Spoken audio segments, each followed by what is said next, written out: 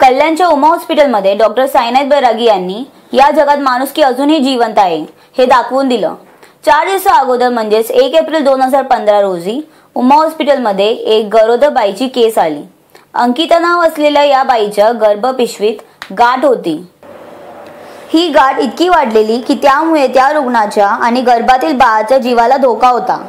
अंकिताला कल्याणमधल्या इतर रुग्णालयात नेले असता कोणतेही रुग्णालय हा धोका पत्करायला तयार नव्हते।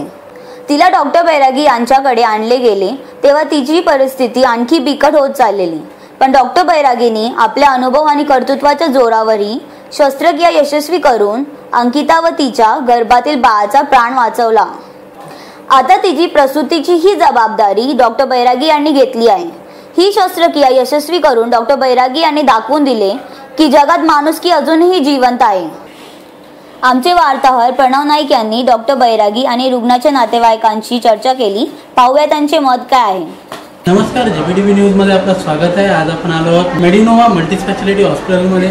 इथे एका डॉक्टरने एका अशा पेशंटची डिलिव्हरी केली जिचा जीवाला आणि तिच्या गर्भालाही धोका होता। मोठी रिस्क होती, पण त्या डॉक्टरने ती रिस्क घेऊन ती डिलिव्हरी ते ऑपरेशन केलं आणि आज तिचा गर्भ आणि गर्भाबरोबर तीही खूप सुरक्षित आहे। या आपण जाणून घेऊयात त्या पेशंटच्या नातेवाईकांकडून व डॉक्टरांकडून त्यांचं नेमकं काय म्हणणं आहे ते। कब से हो रही है? तब फिर तो हमको कोई मालूम नहीं। वो गांव गई थी, गांव गया थी, हाँ बोला उसको 2 महीना में गांठ था।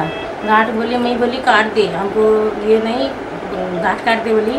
उसलिए बोला दवा खाना से ठीक हो जाएगा, बोला डॉक्टर के साथ वो गई थी। बोली क्या, बोला हाँ ठीक हो जाएगा, अभी थोड़ा ही है बोला।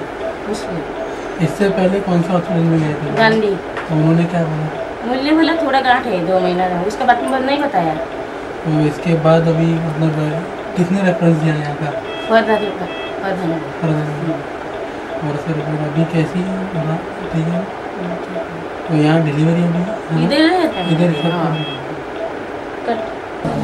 तकलीफ तो अभी थोड़ा तो भी ऐसा दर्द होता है करके उनको बताया था, लेकिन अभी के फिलहाल की कंडीशन में ऐसा हो गया कि हमारे मिसेस ने सब पता लगा कि कहाँ पे क्या है कहाँ पे क्या है, हमने कल वाले लिया, वहाँ से भी ठीक नहीं हुआ। कुछ तो मालूम ही नहीं पड़ा कि क्या हुआ करके, किसने बताया नहीं कि ऐसा चीज़ हुआ करके। फिर उसके बाद यहाँ का डॉक्टर का एड्रेस मिला अपने को। फिर यहाँ पे आने के बाद उनका ऑपरेशन हुआ। बहुत अच्छा हुआ कि जो कि 2 जान को बचाया उन्होंने। ये डॉक्टर ने एग्जैक्टली अभी क्या था मालूम ही नहीं कि उसके अंदर क्या था, कैसा है, कुछ भी अंदाजा नहीं हो रहा था। उन्होंने अपने सर के ऊपर रिस्क लिया कि मैं इसको ओपन करूँगा, क्या होगा फिर बाद में बताऊँगा कि बोला था। लेकिन उन्होंने जो कुछ किया अपना जवाबदारी के ऊपर करने के बाद ऑपरेशन सक्सेस हुआ। दोनों का जान को अलग अलग करके बहुत अच्छा। आगे का क्या करोगे? अभी तो दवा तो इलाज चालू है, आगे देखेंगे। और इसमें जो भी हमारे मालिक ने जो भी साथ दिए, जैसा एक तो हमारे भगवान डॉक्टर हो गए, दूसरे मालिक हमारे जो उनको सपोर्ट करने वाले साहब है हमारे निर्मल इंडस्ट्रीज, विकास देसाई और प्रकाश देसाई, उनका हाथ भी है कि जो कि हमको आज तक सपोर्ट किया और ये हॉस्पिटल में खड़े हैं उनकी वजह से। उमा फर्टिलिटीमध्ये 2 ऑर्गनायझेशन्स आहेत। उमा हॉस्पिटल याच्यामध्ये आम्ही सगळे पेशंट्स ॲडमिट करतो, ट्रीटमेंट करतो आणि डिलिव्हरी आणि सर्वच प्रकारचे मल्टीस्पेशालिटी हॉस्पिटल आहे। ऑर्थो वगैरे सगळ्या ब्रँचेस आहेत इथे। न्यूरोसर्जरीपासून ट्रॉमापासून सगळ्याच रिलेटेड हार्ट अटॅकपासून सर्व पेशंट्स आम्ही इथे ट्रीट करतो। आणि उमा फर्टिलिटीमध्ये टेस्ट टू बेबी सेंटर आहे, इथे मी इन्फर्टिलिटी स्पेशलिस्ट म्हणून काम करतो। सर तुमचा आता या फील्डमध्ये एक्सपिरियन्स? या फील्डमध्ये मी गेल्या 8 वर्षापासून आहे आणि कल्याणमध्ये प्रॅक्टिस करतो आहे 8 वर्षापासून। त्याच्या अगोदर 3 वर्षासाठी मी PG करत होतो, तेव्हापासून माझा एक्सपिरियन्स याच फील्डमध्ये। सर आता जे काल तुम्ही ऑपरेशन केलं त्याच्याबद्दल तुम्ही थोडक्यात काही सांगू शकाल? काल जे मी ऑपरेशन केलं, आता गेल्या 11-12 वर्षांमध्ये मी बघितलेली एक विचित्र घटना आहे आणि अतिशय विचित्र केस आहे। याच्यात सांगण्यासारखं एक महत्त्वाचं असं आहे की पेशंट प्रेग्नंट आहे, एक 7 महिन्याची गरोदर आहे आणि तिच्या पोटामध्ये जी गाठ आहे ती एक 40 सेंटीमीटरची गाठ होती आणि ती प्रेग्नन्सी बरोबर 40 सेंटीमीटरची गाठ ही वाढलेली। आणि त्याच्यात महत्त्वाचं असं की जनरली बऱ्याच वेळा ओव्हॅरियन सिस्ट असे डेव्हलप होतात, मोठे मोठे होतात, परंतु ते कधी एवढे बॅड होत नाही। पण या केसमध्ये त्याचं डायग्नोसिस कन्फर्म नव्हतं। म्हणजे चॅलेंजिंग गोष्ट हीच होती याच्यामध्ये की तिचं डायग्नोसिस कन्फर्म नव्हतं। आणि डायग्नोसिस कन्फर्म यासाठी होत नव्हतं कारण की 7 महिन्याची आधीच गरोदर झालेली ही स्त्री त्यानंतर याच्यामध्ये अंडाशयाची जे काही गाठ होती ती एवढी मोठी झाली होती की त्याच्यामुळे अल्ट्रासोनोग्राफीवरती ती कुठून निर्माण झालेली आहे, अंडाशयाची आहे का किडनीपासून आली आहे का रेट्रोपेरिटोनियमपासून आलेली आहे किंवा पाठीमागच्या भागातून आली आहे का नसांची गाठ आहे, रक्तवाहिन्यांची दाखवलेलीच नव्हती. जेव्हा गर्भपिशवी छोटी असते आणि पोटामध्ये जागा जास्त असते त्यावेळेला हे समजू शकतं, परंतु त्यावेळेला हे कळलं नाही. त्यामुळे हा सगळा गोंधळ झालेला आहे. तेव्हा जर ते डिटेक्ट झालं असतं, जेव्हा ती राजीव गांधी वगैरे बऱ्याचशा हॉस्पिटल्समध्ये गेली तेव्हा ते डिटेक्ट नाही झालं, त्यामुळे आता तिचं ओरिजिन सापडत नव्हतं.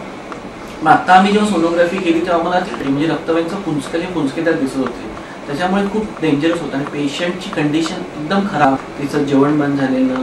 त्यामुळे इमर्जन्सीमध्ये पेशंटला ओपन करून ऑपरेट करण्याशी दुसरा पर्याय नाही. याला एक डायग्नोसिससाठी एक MRI स्कॅन करणं फार जरुरी होता.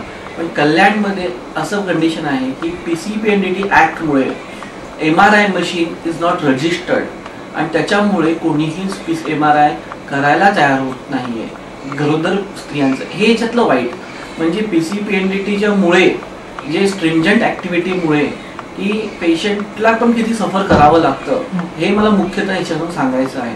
त्यासाठी म्हणजे मेन आहे कारण की MRI मशीन PCPNDT एका व्यक्तीसाठी कोणी रजिस्टर करणार नाही कारण की असे पेशंट कमी असतात जे गरोदरपणामध्ये ज्यांना अशी मोठी गाठ होईल किंवा त्याला MRI करायची मस्ट गरज पडेल. कारण की ही जी गोष्ट होती ही MRI शिवाय कळणार नव्हती की एक्झॅक्टली ते ओरिजिन काय आहे, म्हणजे कुठल्या प्रकारचं आहे. आणि अशा केसमध्ये बायोप्सी घेणं पण अतिशय अवघड असतं. सोनोग्राफी गायडेड अल्ट्रासोनोग्राफी जिथे लिमिटेशन्स येतात तिथे डिफिकल्ट जातात. तर हीच फार मोठी चॅलेंजिंग होती. त्याच्या पुढं तर केस क्रिटिकल किती आहे काय आहे ते आमच्यासाठी नेहमीच आहे, त्यामुळे आम्हाला त्याच्याबद्दल टेन्शन नव्हतं. पण दिस इज द ॲक्टिव्हिटी. जीव निघून गेला असता, पेशंटचा BP खाली जात होता, ठोके वाढत होते, पेशंटला श्वास घ्यायला त्रास होत होता, रेस्पिरेटरी एम्ब्रेसमेंट होत होती आणि तिथे खाता पिता सुद्धा येत नव्हतं. अशी वाईट अवस्था होती पेशंटची.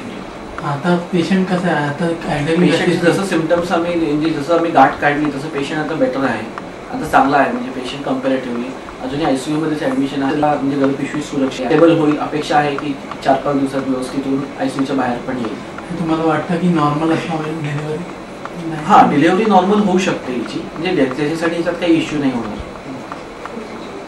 आणि पुढची ट्रीटमेंट येस, पेशंटला डेफिनेटली आम्ही आमच्याकडेच ट्रीटमेंट देऊ आणि पूर्ण डिलिव्हरी होईपर्यंत तिची काळजी आमच्याकडेच. पेशंटची आणि तिच्या बाळाचा प्राण वाचवला. आता ह्यानीच समजतं की अजूनही जगात माणुसकी जिवंत आहे. कॅमेरा पर्सन प्रतिभा जयस्वाल सोबत मी प्रणव नाईक, DPTV न्यूज, मुंबई.